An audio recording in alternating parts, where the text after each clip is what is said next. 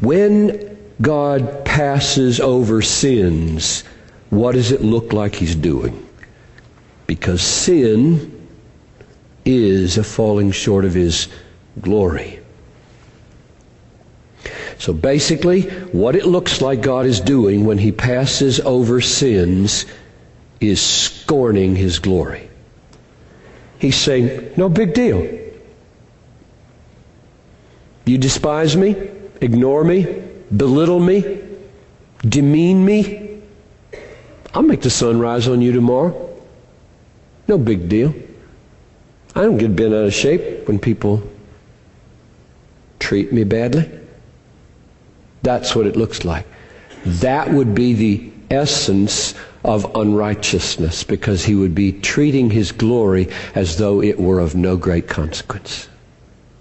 So humanity can stiff-arm the glory of God, exalt their own glory, pay no attention to the glory of God, exalt God-demeaning sins, whether it's on NPR or anywhere else, and God just keep giving them life. Keep blessing them. Looks like, well, I guess God doesn't value His glory after all. That's what's at stake here. He has to demonstrate that that's not true. He has to elevate and magnify His righteousness, because it looks like He has simply allowed His glory to be trampled underfoot by the way He passes over sins. So how does He do it? He takes the most exalted, magnificent, beautiful, precious being in the universe and covenants with Him to bear a demonstration of the kind of fury that God feels against those who belittle His glory. And He pours everything out on Him and says, that's the way I feel about my glory being trampled in the dirt.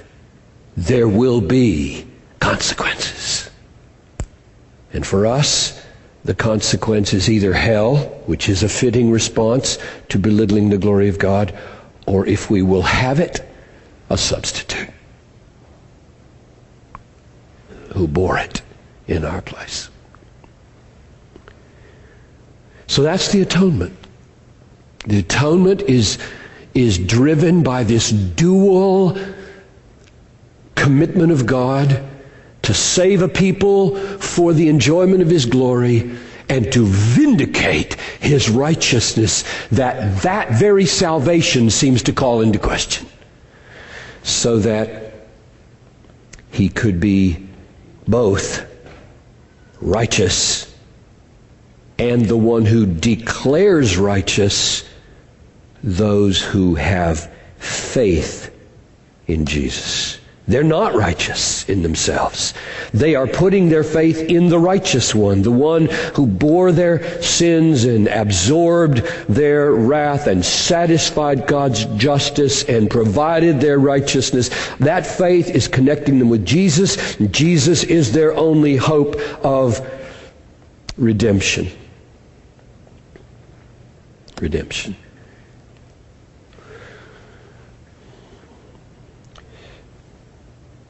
2 Corinthians 5:21 describes the event and the accomplishment like this. God made Him who knew no sin to be sin on our behalf, so that we might become the righteousness of God in Him. So our sin is counted as being Christ's sin as He dies. That's why our sin has been punished. And His righteousness, that is His total, unswerving allegiance to live for the glory of God in the fulfillment of the law and all righteousness is counted as our having lived that way, which is what we are required to do. And we don't do it. And in the miracle of the atonement, His achievement, both of that substitutionary death and that perfect God-honoring righteousness, is counted as ours through faith alone. This is right at the heart of why the universe exists. That God would do this, that He could do this. And we will spend eternity plumbing the depths of this achievement in vindicating God's glory and saving sinners forever. It's good to get a good start on it during Holy Week, year by year. Let yourself have some time to meditate on these things. Or 1 Peter 3:18, for God also died for sins once for all, the just for the unjust, that He might bring us to God. There's the substitution again. He was just. We weren't. He took our place, died for our sins. We didn't die for our own sins. He becomes the hell-experiencing one, so that we don't have to be the hell-experiencing ones. And all of it for this end. Bring us to God. The goal of the atonement is the seeing and savoring and reflecting of God, which we could have never done had He left us in our sins.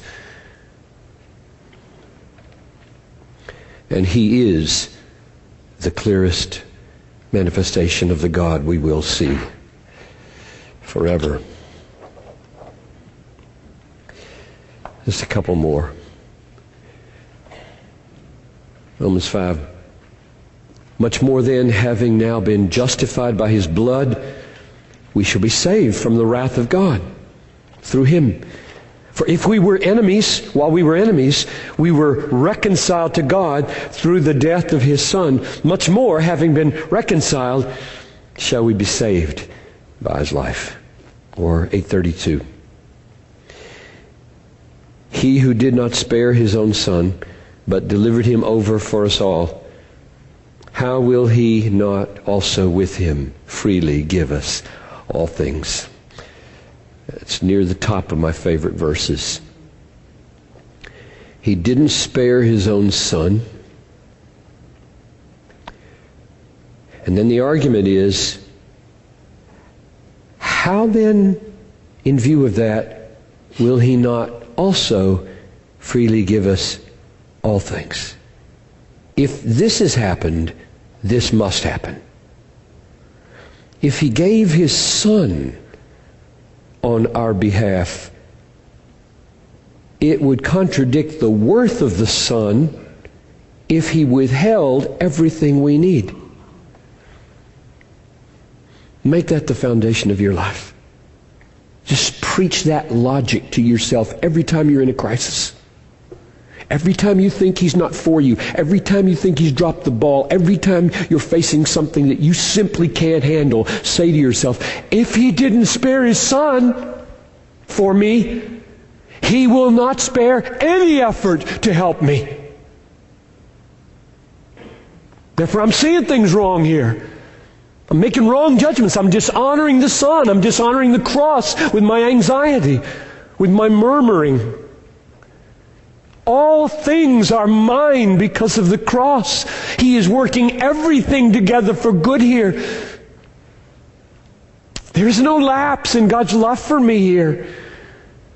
The cross is the final logic and proof and foundation of His total being for me. He's never anything but for me. That's what that all things implies. It is the foundation of our life. Every day. Every day building on the gospel. Every day preaching the gospel to ourselves.